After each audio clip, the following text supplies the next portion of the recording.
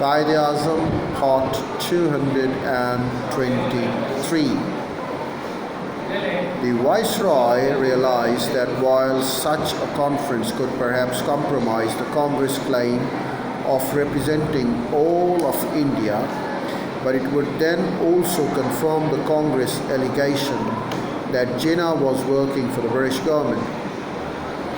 While reporting to Zetland the summary of his interview with Jinnah, Linlithgow candidly admitted, Jinnah, had given me very valuable help by standing against the Congress claims that I was duly grateful.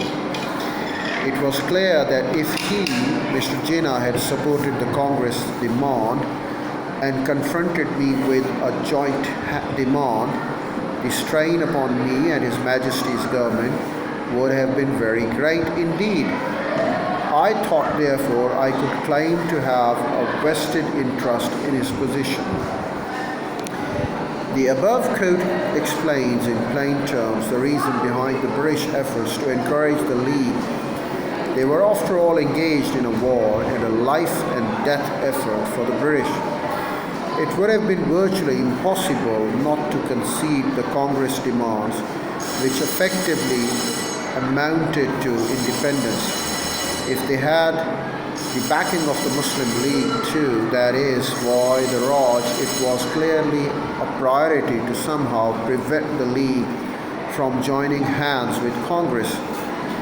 Certainly for the duration of the war, and to reverse the calculations, it was equally necessary, therefore, for the Congress not to be duped by such an obvious British ploy. But all this now is no doubt hindsight.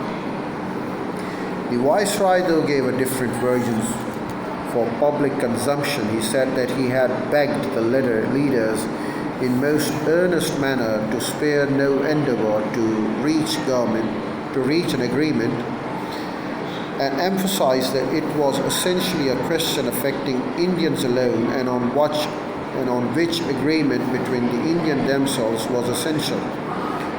However, the India League organization, headed by Krishna Menon and representing the Congress in London, guessed what Linlithgow was up to.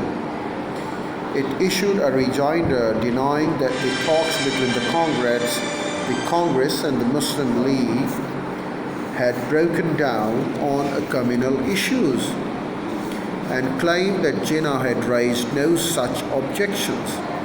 It also claimed that the breakdown did not mean communal disagreement, but rather the intensification of differences with British policy, and a break with the British government, which was refusing to make a satisfactory declaration.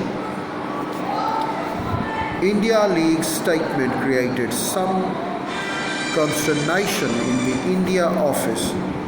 Wanting to have it refuted, Zetland asked Linlithgow if it would be possible to persuade Jinnah to issue to writers a statement contradicting the India League's assertion.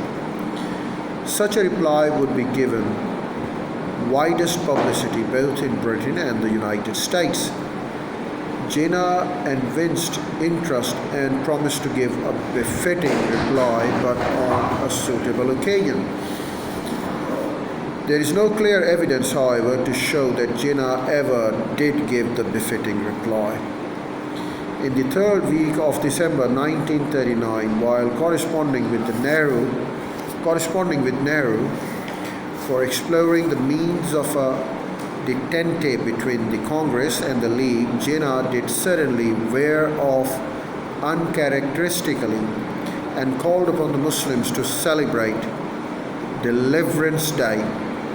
This was supposed to be Deliverance Day from the tyranny and the oppression and the injustice during the last 2.5 years of congressional rule, congressional ministries, Congress rule. Jinnah also urged the government of India to inquire into anti-Muslim policy